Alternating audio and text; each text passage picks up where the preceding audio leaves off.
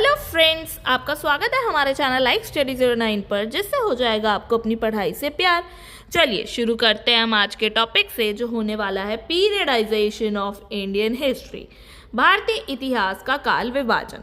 ठीक है, आज हम जो ये टॉपिक है ना, इसको इसी के टर्म्स के थ्रू समझने की कोशिश करते हैं। ठीक है, कि भाई इसमें हमने ये जो है 3 की टर्म्स देखे, एक तो पीरियडाइजेशन, एक इंडियन और एक हिस्ट्री।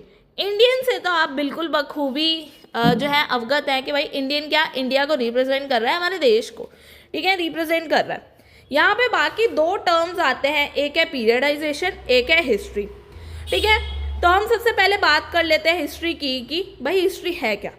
एंड आई नो कि आप ये जानते होंगे कि हिस्ट्री क्या है, बट अगर हम इसका जो है एक तरह से पोस्टमार्टम कर रहे हैं तो अब हम हर वर्ड पर जाएंगे। ठीक है, तो हिस्ट्री क्या है। हिस्ट्री जो है अंग्रेजी शब्द जो है उसके ग्रीक वर्ड हिस्टोरिया से निकला है। ठीक है, जिसका मतलब क्या है, अनुसंधान, बेसिकली रिसर्च करना। ठीक है, तो ये तो क्लियर हो गया। हिस्ट्री का मीनिंग जो आता है वो रिसर्च से आता है। तो अब हिस्ट्री है क्या, अतीत की घटनाओं की रिसर्च या फिर अध्ययन। ठीक है, तो अब आप तो अच्छे से जानते होंगे कि भाई हिस्ट्री क्या होता है, अतीत की घटनाओं का अध्ययन ही तो हिस्ट्री कहलाता है। तो बस यहाँ यही मतलब निकलता है कि अतीत की घटनाओं पे जितनी भी रिसर्च की जा रही है वो हिस्ट्री है। ठीक है, अब हम बात करें कि हिस्ट्री क्या है, ये तो हमने बात कर ली, पर ये जो हिस्टोरियन होते हैं या जो इतिहासकार हैं वो कौन है। तो इसमें जो सबसे पहला इतिहासकार था वो एक ग्रीक हिस्टोरियन था, हेरोडोटस। ठीक है, जो बेसिकली क्या था, फादर ऑफ हिस्ट्री कहलाता था, इतिहास का जनक कहलाता था, जिसने अपनी एक किताब लिखी थी हिस्टोरिया। ठीक है, उसकी किताब का नाम था हिस्टोरिया, जो 5th सेंचुरी BCE में लिखी गई थी। और इसमें जो है ग्रीक पर्शियो वॉर जो था उसके उसने कारणों का जो है बेसिकली विवरण किया था, उसको बताया था, उस वॉर को लेकर, ग्रीक पर्शियन वॉर को लेकर। ठीक है, अब हम बात करें कि भाई भारत के, अगर हम बोले कि भाई प्रथम इतिहासकार कौन थे, तो वो थे कल्हण राजतरंगिणी, जो उनका काम था। और कौन थे, कल्हण। ठीक है, अब हमने अभी बात की कि जो ये हेरोडोटस है पहला इतिहासकार जो बेसिकली हिस्ट्री को लिखते हैं।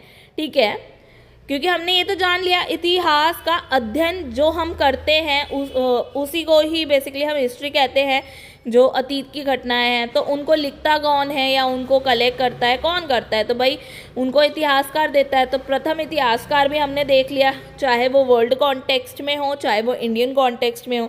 द पॉइंट इज़ दैट कि भाई अब जो है ये जो है फादर ऑफ हिस्ट्री ही क्यों कहा गया। क्या इससे पहले कभी किसी ने भी जो है अतीत की घटनाएं नहीं लिखी?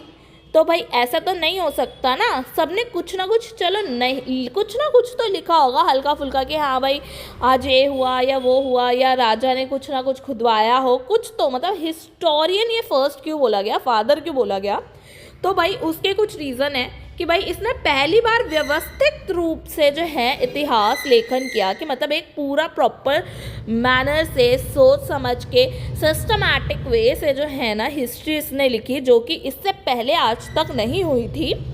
ठीक है, और विविध स्रोतों का प्रयोग किया। सबसे बड़ी बात थी कि लिखने का मतलब सिर्फ ये नहीं कि हाँ भाई मेरे मन में जो आया मैंने लिख दिया, नहीं ऐसे हम इतिहासकार नहीं बन सकते कि मेरे मन में जो आया कि भाई कल ये हुआ तो लिख दिया, चाहे वो झूठ हो सच हो, ये भी तो हो सकता है। इसीलिए जो है भाई बहुत सारे सोर्सेस का भी यूज़ किया कि भाई कई लोगों से पूछा क्या ऐसा हुआ, आपका क्या ओपिनियन है, तो सब कुछ। और ये जो है विवरणात्मक शैली में था। ठीक है, पूरा एक्सप्लेन करके दिया गया था। और क्या था, इतिहास और कहानियों का मेल मिलता है, क्योंकि भाई औरों को भी पूछा गया और सोर्सेज भी यूज़ किए गए हर तरीके के, ज़रूरी नहीं है सिर्फ लोगों से पूछकर, यहाँ तक और भी मटेरियल रिसोर्सेज भी हो सकते हैं, बहुत तरीके के सोर्सेज हैं, हम उन पे भी बात करेंगे सोर्सेज के टाइप क्या होते हैं। तो हर तरह के सोर्सेज को यूज़ करते हुए जो पर्टिकुलरली हिस्ट्री है और लोगों के उस पे जो ओपिनियन होते हैं, जो बेसिकली एक तरह से कहानियाँ होती हैं, ये उसका एक मिला जुला कॉम्बो था। ठीक है, और भाई ये अनुसंधान और यात्राओं का जो है इतिहास का जो है विवरण भी करता था। तो इसी वजह से जो है ये सारे कारण जो है ये इनको जो है फादर ऑफ हिस्ट्री कहलवाते हैं या बना देते हैं। ठीक है, अब हमने ये तो जान लिया इस टर्म से कि भाई हिस्ट्री क्या है, हिस्ट्री को लिखता कौन है, हिस्टोरियन। तो फर्स्ट हिस्टोरियन जो है कौन था, उसे फादर ऑफ हिस्ट्री क्यों कहा जाता था, और इंडिया में जो है फर्स्ट हिस्टोरियन कौन था। ठीक है, और ये जो रात तरंगनी है इसमें हमें कश्मीर का इतिहास देखने को मिलता है। ठीक है, और इसमें भी हम डिटेल से बात करेंगे। ठीक है, तो ये सब सवालों को हमने अभी तक पूरा किया। अब जो है हम आ जाते हैं अपने ये टर्म पीरियडाइजेशन पे, फर्स्ट टर्म पे। तो अब ये काल विभाजन क्या है, तो पीरियडाइजेशन का मतलब है इतिहास को विभिन्न युगों, कालखंडों में विभाजित करना। भाई पॉइंट ये है कि हम एक टाइम पीरियड है उसको डिवाइड कर ही क्यों रहे हैं, हम उसे छोटे छोटे ब्रांचेस में क्यों तोड़ रहे हैं। तो यहाँ पे यही सवाल का उत्तर मिलता है हमें कि प्रत्येक कालखंड की प्रमुख घटनाओं, विकासों या परिवर्तनों को जो है इजीली समझा जा सके। इन्हीं वजह से जो है हम इनको जो है कुछ टाइम पीरियड्स, युगों में, कालखंडों में बेसिकली बांट देते हैं। ठीक है, ताकि हम वहाँ की घटनाएं, विकास, परिवर्तन सबको अच्छे से समझ पाए। ठीक है, तो अब हम बात करते हैं कि भाई ये पीरियडाइजेशन किस तरीके से किया गया इंडियन हिस्ट्री का, क्योंकि हमारा टॉपिक क्लियर हो गया, हिस्ट्री को पीरियडाइज करना है। तो इसको करने के लिए भी कोई ना कोई तरीका अपनाया गया होगा, और कई सारे लोगों ने जो है अपने तरीकों के अकॉर्डिंग या अपने पर्सपेक्टिव के अकॉर्डिंग कि भाई कौन सी घटना, कौन सा परिवर्तन, जो अभी हमने देखा ना जिन वजहों से किया जाता है कुछ प्रमुख घटनाओं, विकास और परिवर्तनों को समझने के लिए, तो वो किसको बेस बनाते हैं, तो उन बेसिस पे जो भी वो रिजल्ट निकालते हैं, तो कई सारे पीरियडाइजेशन भी हमें मिलेंगे, है ना। तो उसी पे अब हम बात करते हैं, जो पीरियडाइजेशन है वो ब्रिटिश हिस्टोरियंस के द्वारा कैसे किया गया, तो हम उस पर बात करते हैं। तो इंडियन हिस्ट्री के कॉन्टेक्स्ट में हम बेसिकली बात कर रहे हैं, पूरे वर्ल्ड हिस्ट्री के कॉन्टेक्स्ट में अभी हम बात नहीं कर रहे। ठीक है, तो जो इंडियन हिस्ट्री में हम बात कर रहे हैं, तो जेम्स मिल जो थे वो एक स्कॉटिश इकोनॉमिस्ट भी थे और पॉलिटिकल फिलोसोफर भी थे। ठीक है, उन्होंने जो है 1817 में एक बुक लिखी, a history of British India. उसमें जो है उन्होंने इंडियन हिस्ट्री को तीन जो है पीरियड्स में डिवाइड किया, जिसमें पहला एक था हिंदू, दूसरा था मुस्लिम, तीसरा था ब्रिटिश। ठीक है, तो अब ये तो क्लियर हो रहा है ये धार्मिक आधार पर विभाजन है। ब्रिटिश एक तरह से क्रिश्चियन हो गया, ये मुस्लिम हो गया, ये हिंदू हो गया, है ना। तो यहाँ तो क्लियर साफ दिख रहा है कि जो भी डिवीजन किया गया है टाइम पीरियड का एज अ रूलर देख लीजिए, तो यहाँ पे धर्म को आधार बनाया गया है। ठीक है, तो अब क्या ये टाइम पीरियड या ये पीरियडाइजेशन एकदम करेक्ट माना जा सकता है, तो अब हम इस पर भी बात करते हैं कि सिर्फ और सिर्फ धर्म के आधार पे टाइम पीरियड को बेसिकली डिवाइड करना इंडियन हिस्ट्री को कितना जस्टिफाइड है, या फिर उसमें क्या इश्यूज आ सकते हैं। तो अब हम उस पर बात करते हैं कि भाई क्या क्या प्रॉब्लम्स हमें फेस करनी पड़ रही हैं इस टाइम पीरियड की वजह से या इस डिवीजन की वजह से। तो जो मिल है, जेम्स मिल, उसके विभाजन जो था वो शासकों के प्रमुख धर्म पर आधारित था। जैसे कि भाई एंशिएंट टाइम पे ज़्यादातर जो रूलर्स हमें देखने को मिलते हैं वो हिंदू, फिर उसके बाद में हम मेडिवल में देखते हैं इन्वेजन्स होते हैं, तो मुस्लिम जब आते हैं, एंटर करते हैं, तो ज़्यादातर मुस्लिम रूलर्स जो हैं देखने को मिलते हैं। और जब हम मॉडर्न टाइम पे आते हैं तो हम देखते हैं कि भाई जो रूल करने वाली जो सबसे बड़ी कंपनी होती है वो ईस्ट इंडिया कंपनी होती है, ब्रिटिशर्स होते हैं। तो इसीलिए जो है उनका रिलीजन बेस एक ले लीजिए क्रिश्चियन, तो यहाँ पे एक रिलीजन आ ही जाता है एज अ बेस दिखाने के लिए, जिसमें भारतीय समाज की जो जटिलता है या अन्य धर्म जो हैं जैसे कि जैन, बौद्ध, वो सब अनदेखे हो जाते हैं। क्योंकि ऐसा तो है नहीं कि अगर हम एंशिएंट पीरियड की बात करें या मेडिवल पीरियड की बात करें या मॉडर्न पीरियड की बात करें तो और कोई रिलीजन एग्जिस्ट नहीं करता था। भाई हम देख सकते हैं एंशिएंट टाइम में भी ऐसा नहीं है कि सिर्फ और सिर्फ हिंदू ही शासक थे, कहीं आपको जो है बुद्धिज़्म भी मिलेगा, जैनिज़्म भी मिलेगा। ठीक है, अब वहीं हम मेडिवल में भी देखें कई सारे हिंदू शासक भी मिलेंगे, है ना। और ऐसे ही भाई मॉडर्न पीरियड में भी बहुत ज़्यादा हमें ऐसा नहीं दिखता कि भाई हर जगह ही, सारी जगह ही ब्रिटिशर्स का रूल हो, है ना। कहीं राजा रजवाड़ाओं का भी शासन था, ठीक है, दूसरी कंपनियों का भी शासन था। तो ऐसा नहीं है कि सिर्फ और सिर्फ वो सोसाइटी को पूरी तरह से, एक तरह से कहते हैं ना, स्ट्रिक्ट होके बता दे कि रिलीजन बेस ही ये डिवीजन हम कर सकते हैं टाइम पीरियड को, नहीं। क्योंकि यहाँ अनदेखी हो रही है, क्योंकि समाज में यहाँ पे काफ़ी ज़्यादा विभिन्नता देखने को मिलती है और वो तो यहाँ पे एक्सप्लेन की ही नहीं जा रही है। तो ये एक इशू आ रहा है। दूसरा क्या आ रहा है कि ये यूरोसेंट्रिक दृष्टिकोण को ज़्यादा अपना रहे हैं, जिसमें ब्रिटिश काल को जो है भारतीय इतिहास के सबसे उन्नत या सभ्य चरण के तौर पे दिखाता है कि भाई सबसे ज़्यादा जो डेवलप्ड टाइम पीरियड था वो ब्रिटिशर्स के अंडर था। तो वो उनका पर्सपेक्टिव ना ये यूरोसेंट्रिक ज़्यादा हो रहा था, जबकि ऐसा नहीं है कि भाई जितनी भी डेवलपमेंट हुई है वो सिर्फ और सिर्फ ब्रिटिशर्स के आने के बाद हुई है। कितने सारी जो डेवलपमेंट है भाई हमें एंशिएंट टाइम पे भी मिलेंगी, मेडिवल टाइम पे भी मिलेंगी, सब अपने अपने टाइम के अकॉर्डिंगली काफ़ी डेवलप थे, है ना।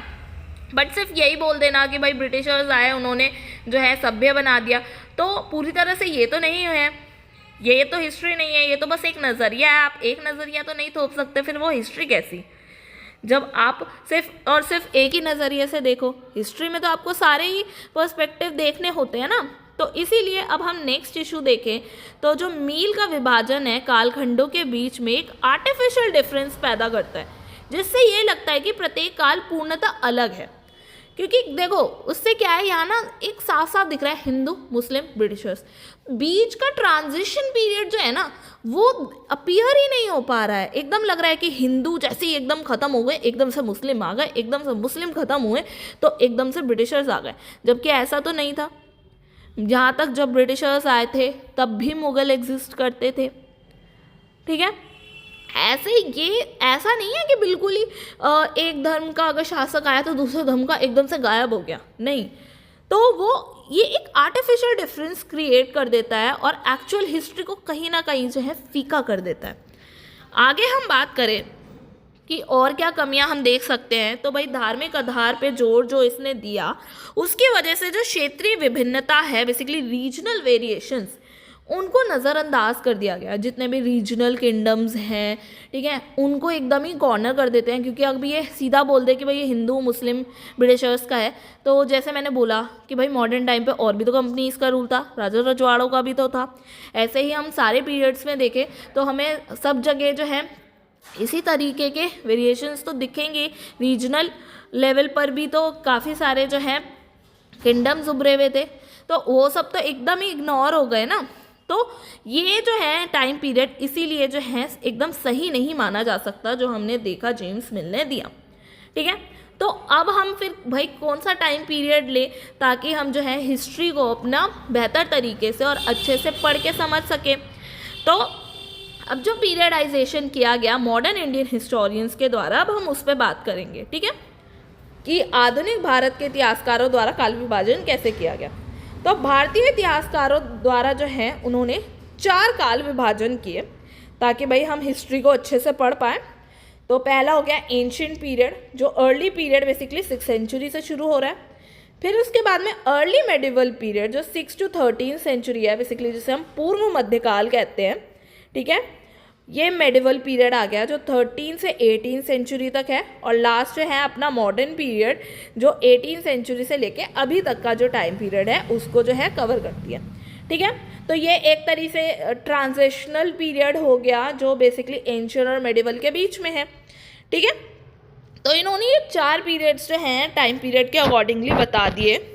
तो अब जो है हम अंततः देखें तो भाई कैसे जो है हम काल विभाजन करेंगे इतिहास जो है भारतीय इतिहास का। तो on the basis of remain, क्योंकि कुछ तो बेस चाहिए ना, जैसे उन्होंने धर्म लिया जेम्स मिल ने, वैसे ही कोई और भी तो बेस होना ही चाहिए ना। तो भाई रिमेन्स के बेसिस पे जो बेसिकली सोर्सेस मिलते हैं उनके बेसिस पे 3 हिस्सों में जो है डिवीजन होता है, जिसमें पहला जो होता है प्राग ऐतिहासिक काल कहा जाता है, बेसिकली प्री हिस्ट्री। दूसरा अर्ध ऐतिहासिक काल यानी प्रोटो हिस्ट्री। और तीसरा जो है ऐतिहासिक काल हिस्टोरिकल पीरियड, ठीक है। तो अब हम धीरे धीरे, आप बिल्कुल गौर से देखते रहिए, आपको बहुत अच्छे से समझ में आ जाएगा कि भाई कौन सा पीरियड किसके अंडर आ रहा है। तो अब हमने ये पहला देखा बेसिस ऑफ रिमेन पे पहला जो है प्री हिस्ट्री। अब हम इसको भी जो है सब डिवाइड करेंगे, ठीक है, प्री हिस्ट्री को, प्रोटो हिस्ट्री को, हिस्टोरिकल पीरियड को, अब इन्हें भी हम डिवाइड करते हैं, ठीक है। तो अब हम पहले की बात करते हैं कि ये जो प्राग ऐतिहासिक काल है या प्री हिस्ट्री हम जिसे कह रहे हैं, इसमें जो पहला काल है वो है पूरा पाषाण काल का, पैलोलिथिक पीरियड, ठीक है। दूसरा क्या है, मध्य पाषाण काल, मीजोलिथिक पीरियड। तीसरा है नियोलिथिक पीरियड, नव पाषाण काल। और चौथा है ताम्र पाषाण काल यानी चालकोलिथिक पीरियड, जिसमें हमने देखिए यहाँ पे टाइम पीरियड भी लिखा है कि भाई अज्ञात काल से 10,000 BC जो पूरा पाषाण का है, मध्य पाषाण का 10,000 BC से भाई कहीं 8,000 होता है, कहीं 4,000 BC होता है। नव पाषाण में 4,000 से जो है 1,000 BC जो है होता है, ठीक है। तो अब जो है पॉइंट ये है कि हमने ये भी जो डिवीज़न किया जो है प्री हिस्ट्री का, भाई कोई ना कोई बेस होगा। यहाँ पे भी जैसे हमने बताया कि ये जो 3 हिस्सों में हमने बांटा टाइम पीरियड को रिमेन्स के बेसिस पे, तो ऐसे इनका भी कुछ बेस होगा, कुछ पहचान होगी, कुछ विशेषता होगी कि भाई ये जो है इससे अलग क्यों हो रहा है, या ये इससे अलग क्यों है, या ये इससे अलग क्यों है टाइम पीरियड। कुछ तो विशेषता ऐसी होगी ना जिसकी वजह से हमने नाम जो है अलग अलग कर दिए हैं, उसे डिवाइड कर दिया है। तो उसी विशेषता को पहचानने के लिए बेसिकली हम क्या क्या देखेंगे, क्या कौन कौन से पॉइंट्स हमें यहाँ मिलेंगे। तो इस काल में कोई भी लिखित साक्ष्य नहीं मिलेगा। तो ये जितने भी हमने ये टाइम पीरियड की बात की है, प्री हिस्ट्री बेसिकली हमने जो बात की है, इसमें हमें कोई भी जो रिटर्न एविडेंस है जो बेसिकली हमें नहीं मिलेगा, ठीक है, क्योंकि भाई लिखना पढ़ना यहाँ आता ही नहीं था। तो और क्या होगा, यहाँ अब लिखने पढ़ने का कोई सामान तो मिलने से रहा, तो भाई हमें हिस्ट्री के बारे में पता कैसे चलेगा, फिर हमें पता कैसे लगा।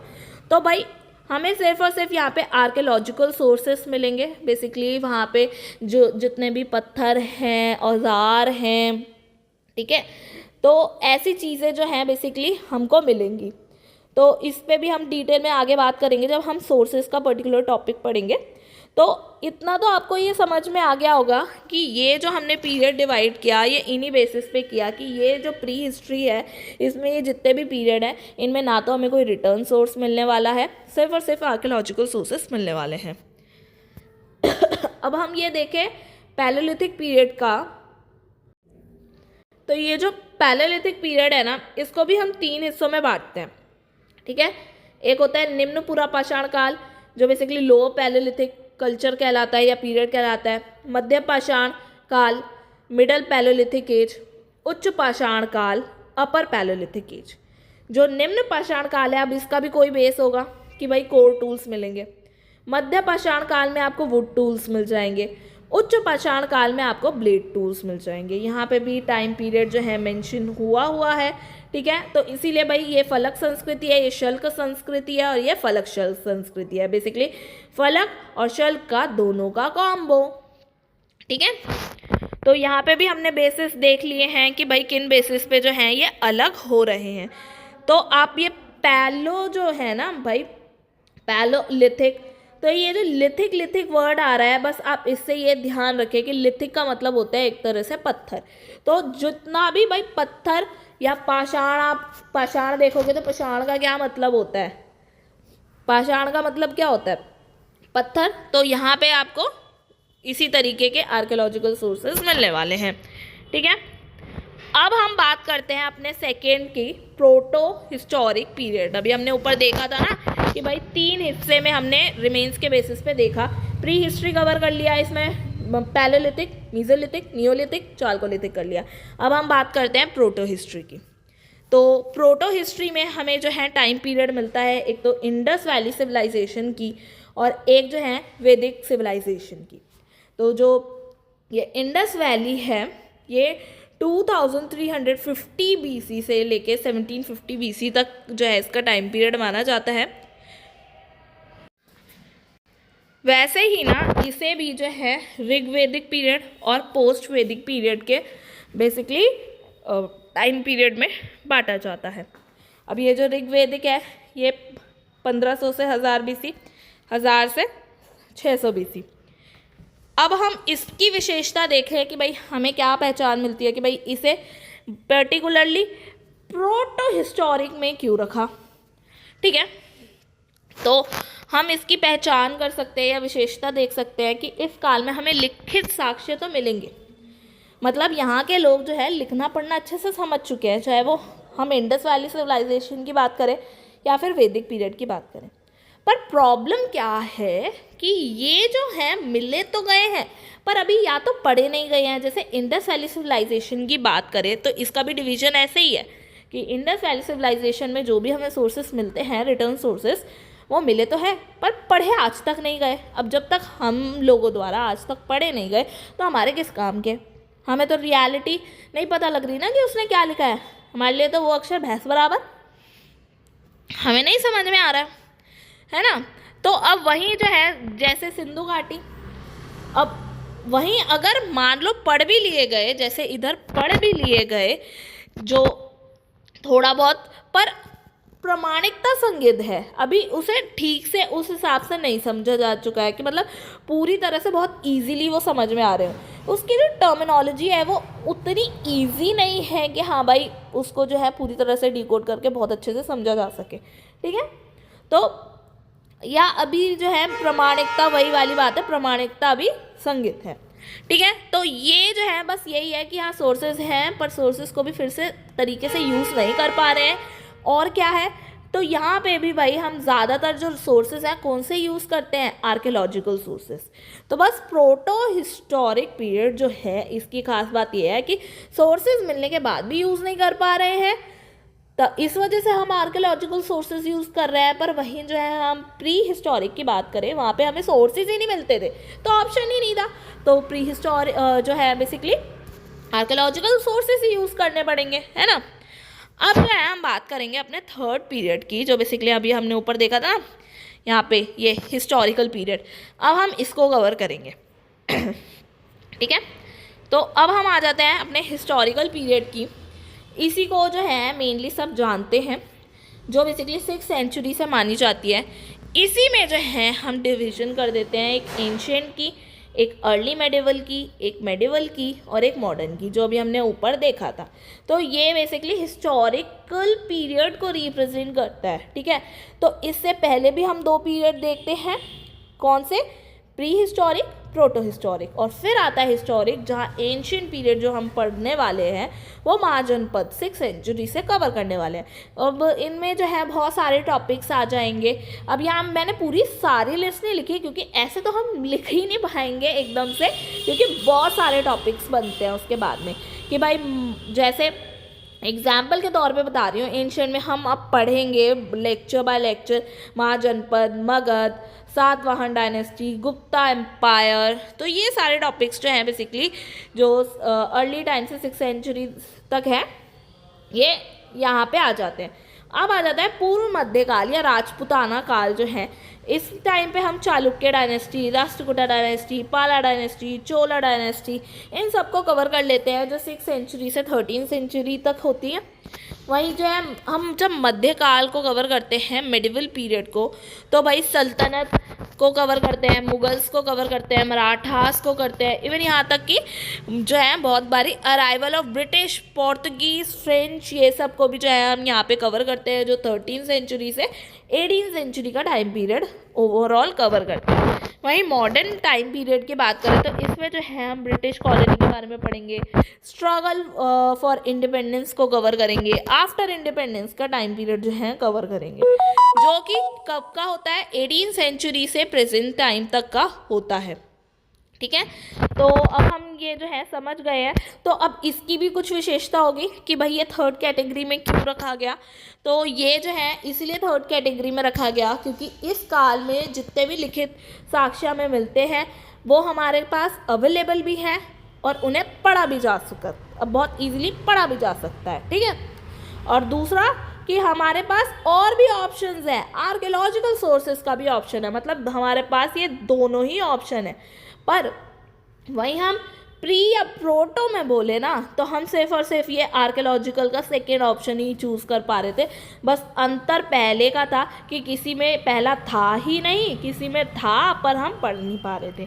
ठीक है, तो ये इन बेसिस को जो है आधार बनाया गया समझने के लिए इस पूरे टाइम पीरियड को डिवाइड करने में। तो आप इजीली अब शायद समझ पाए होंगे कि अब जो है जो हम इंडियन हिस्ट्री को पढ़ते हैं तो किस टाइम पीरियड को किस तरीके से बांट रहे हैं, किन बेसिस पे बांट रहे हैं और क्यों बांट रहे हैं। तो अब आप समझ ही गए होंगे कि हम जो है अब इसके बारे में जब हम इस टाइम पीरियड को पूरा कवर करेंगे तो शुरुआत कहाँ से करेंगे, तो हम शुरुआत करेंगे प्री हिस्ट्री से। प्री हिस्ट्री में भी कहाँ से, पैलेलिथिक पीरियड से। ठीक है, तो आई होप आपको आज की क्लास अच्छी लगी होगी। अगर आपको आज की क्लास अच्छी लगे तो प्लीज़ लाइक शेयर सब्सक्राइब करना ना भूलें, बेल आइकन को दबाना ना भूलें, कमेंट्स में अपने फीडबैक ज़रूर दें। मिलते हैं नेक्स्ट वीडियो में, तब तक के लिए गुड बाय।